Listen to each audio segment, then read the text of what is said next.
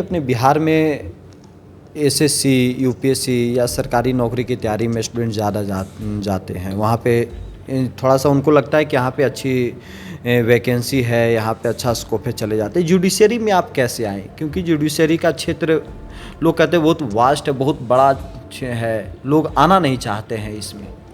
नहीं, ऐसी बात नहीं है कि आना नहीं चाहते हैं। मुझे लगता है कि जो पर्टिकुलर रीज़न है दरभंगा, मधुबनी, इन सब का यहाँ पे इतनी अवेयरनेस नहीं है लॉ फील्ड को लेके, तो ये एक मेजर वजह है। हाँ, जब मैंने बोला था कि मुझे लॉ करना है तो उन्होंने बोला था कि हाँ कर लो। मेरे दादाजी का एक्चुअली काफ़ी मन था कि फैमिली का कोई लॉ करे, कोई वकील जज बने घर वाले। हाँ वकील बने। उस टाइम तो वहाँ पे मेजर वकील का रहता है। जी। और मेरे प्रिंसिपल सर ने भी मुझे सजेस्ट किया था कि आप बहुत अच्छा आर्ग्यू करते हो तो आप लॉ फील्ड। स्कूल में ही आर्ग्यूमेंट आप ज़्यादा कर रहे थे? हाँ वहाँ पे आर्गुमेंट लड़ाई ही एक तरीके से होती होगी। हाँ, आप कह सकते हैं, लेकिन हाँ लड़ाई ही होती थी। और लड़ाई करते करते जब जज बनने का आपने सपना देखा? हाँ, तब तो लॉ करने का सपना देखा था। उसके बाद जब लॉ स्कूल ज्वाइन कर लिया तो फिर जज बनने का सपना देखता है। आपके कारण कितनों के घर में बच्चों को उदाहरण दिया जा रहा हो कि फलना के बेटी जज बन गई, तू क्या कर रही है?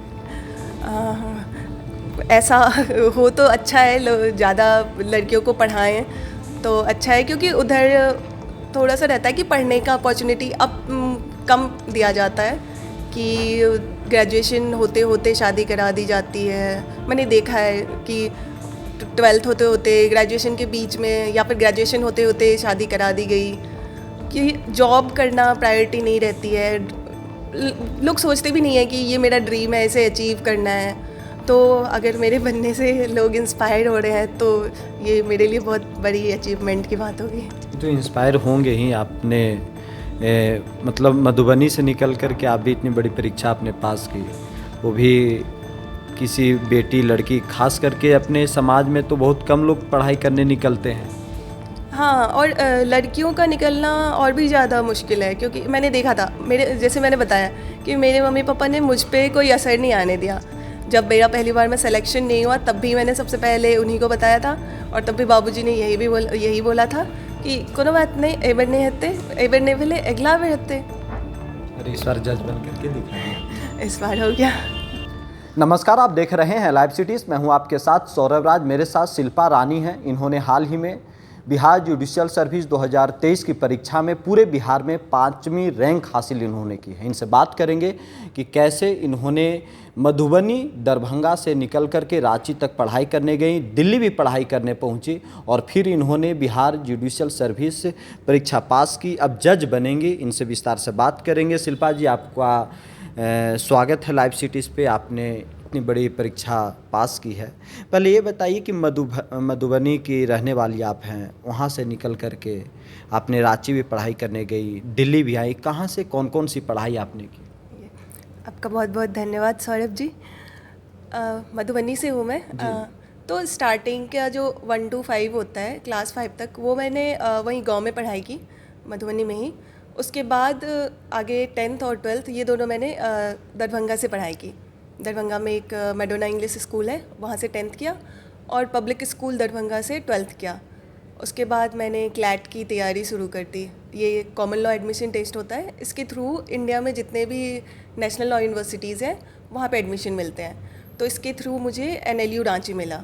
फिर आपने LLB करने रांची गई? हाँ, उसके बाद ये 5 ईयर इंटीग्रेटेड कोर्स होता है BLLB का, ये करने में रांची गई।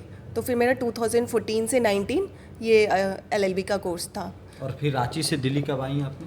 उसी साल में अपना LLB कंप्लीट करने के बाद मैं दिल्ली आ गई थी।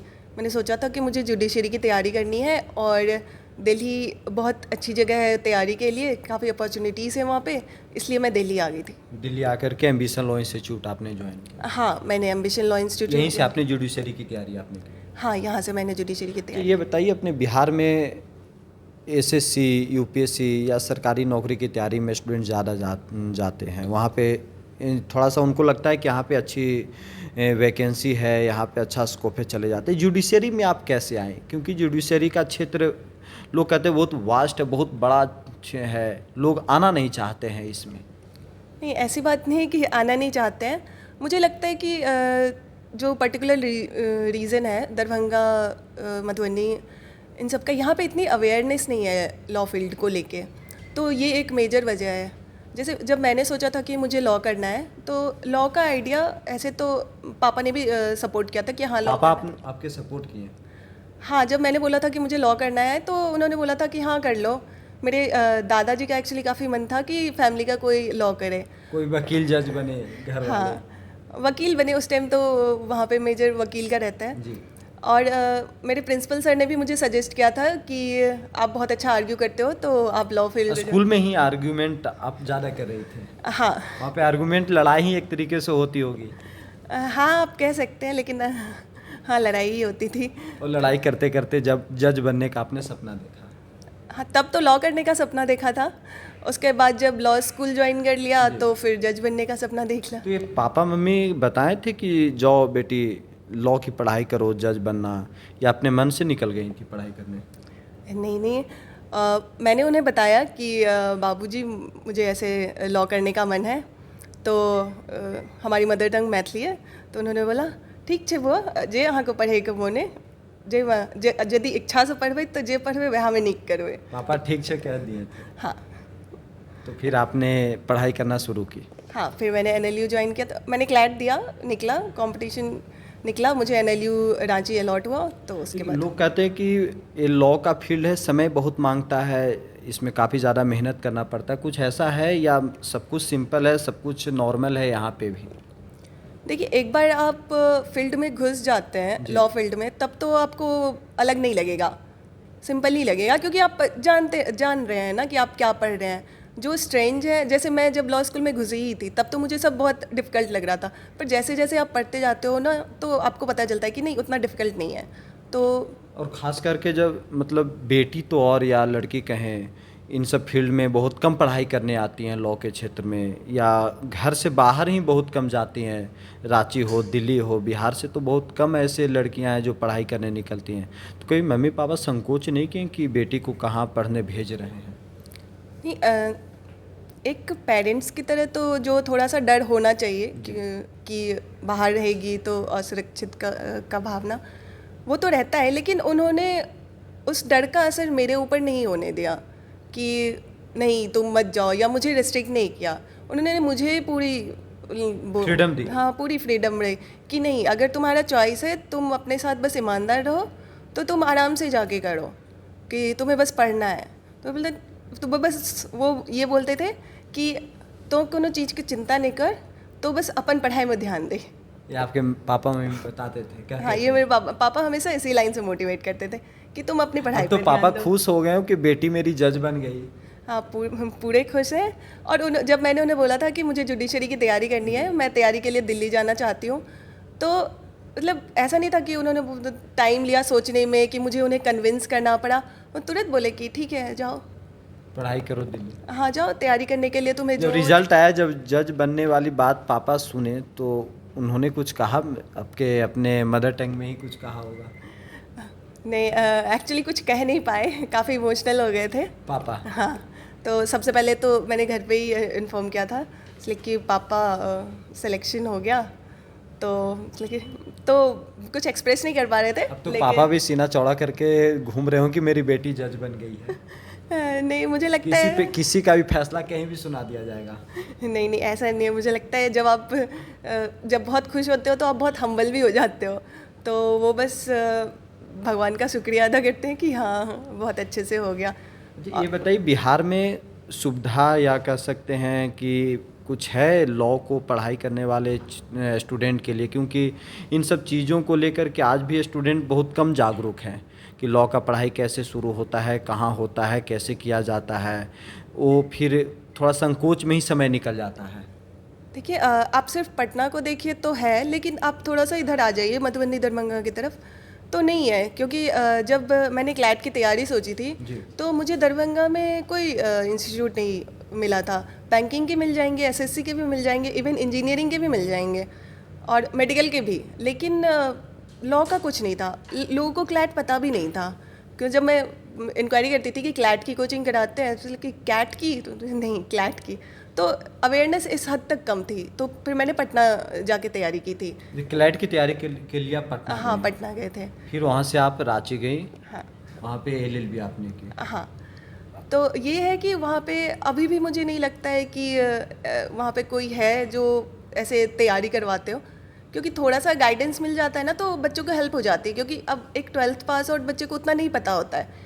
तो जो ये कैरियर काउंसलिंग की बात है कि कौन सा फील्ड आपको लेना चाहिए, या सपोज़ करो मैंने सोच लिया कि लॉ लेना है, तो उस तरह का इंफ्रास्ट्रक्चर बहुत कमज़ोर है बिहार में, बट हमारे रीजन में तो काफ़ी कमज़ोर है। लेकिन हाँ, मिथिला साइड में, हाँ, दरभंगा से आप बोल सकते हैं। तो ऐसा नहीं कि लॉ को नहीं है, अब मिथिला यूनिवर्सिटी में लॉ का भी है, उनकी लॉ फैकल्टी भी है, लेकिन है लोग ज्वाइन करके फिर वकालत में रह जाते हैं, जुडिशरी को बहुत कम सोचते हैं। अब तो बच्चे बन रहे हैं, अब तो काफ़ी बच्चे उधर से सेलेक्ट हो रहे हैं। इवन लास्ट जो हमारा जुडिशरी हुआ था तो टॉपर्स में हमारे ही रीजन की एक आपका कौन सा अटेम्प्ट था? ये मेरा दूसरा प्रयास था। दूसरा अटेम्प्ट में आप जज बन गए। जी। तो अब यहाँ से जब रिजल्ट आया उसके बाद से ट्रेनिंग ये सब बिहार में ही होगी या कहीं और होती है? नहीं, बिहार में ही होगी। बिहार में ही हाँ, होगी। ये Bihar public service commission exam conduct कराता है, और हमारी ट्रेनिंग पोस्टिंग ये सिर्फ बिहार में ही होगी, बिहार स्पेसिफिक। तो अब तो बहुत जल्द आप जज बन जाएंगे। लोग गांव घर जिला जवार सारे जगह पे अब तो जज साहिबा आ रही हैं। थोड़ा सा वो माहौल तो रहेगा ना हमेशा? नहीं होगा। अब ऐसा है कि अभी गांव वाले पूरे खुश हैं, अब वो मुझे बचपन से देखते गांव वाले खुश हैं या जल रहे हैं? गांव वाले बहुत खुश हैं। खुश है? हाँ, क्योंकि एक तो होता है ना, आप बेटी हो गांव की, तो वो थोड़ा सा उनका ज़्यादा प्यार बरसता है। आपके कारण कितनों के घर में बच्चों को उदाहरण दिया जा रहा हो कि फलना के बेटी जज बन गई, तू क्या कर रही है? ऐसा हो तो अच्छा है, ज़्यादा लड़कियों को पढ़ाएं तो अच्छा है, क्योंकि उधर थोड़ा सा रहता है कि पढ़ने का अपॉर्चुनिटी अब कम दिया जाता है, कि ग्रेजुएशन होते होते शादी करा दी जाती है। मैंने देखा है कि 12th होते होते, ग्रेजुएशन के बीच में, या फिर ग्रेजुएशन होते होते शादी करा दी गई, कि जॉब करना प्रायोरिटी नहीं रहती है।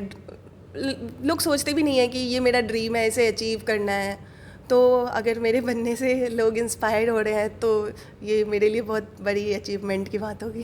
तो इंस्पायर होंगे ही। आपने मतलब मधुबनी से निकल कर के आप भी इतनी बड़ी परीक्षा आपने पास की, वो भी किसी बेटी लड़की, खास करके अपने समाज में तो बहुत कम लोग पढ़ाई करने निकलते हैं।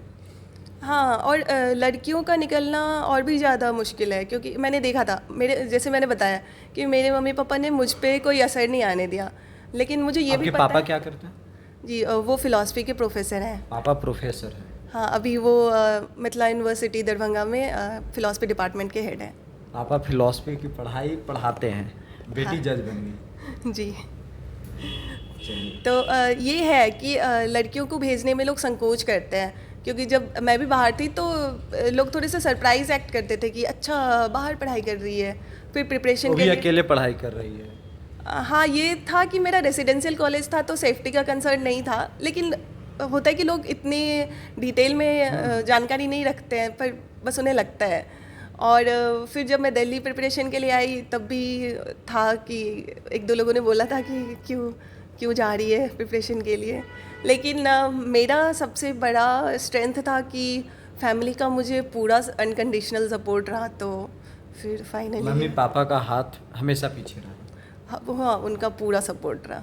जब मेरा पहली बार में सिलेक्शन नहीं हुआ तब भी मैंने सबसे पहले उन्हीं को बताया था, और तब भी बाबूजी ने यही बोला था कि कोनो बात नहीं, एबर नहीं हते, एबर नहीं भेले अगला बेर हते। और इस बार जज बन करके दिखा दिया। इस बार हो गया। चलिए, शुक्रिया, थैंक यू हमारे साथ बात करने के लिए। Thank you so much.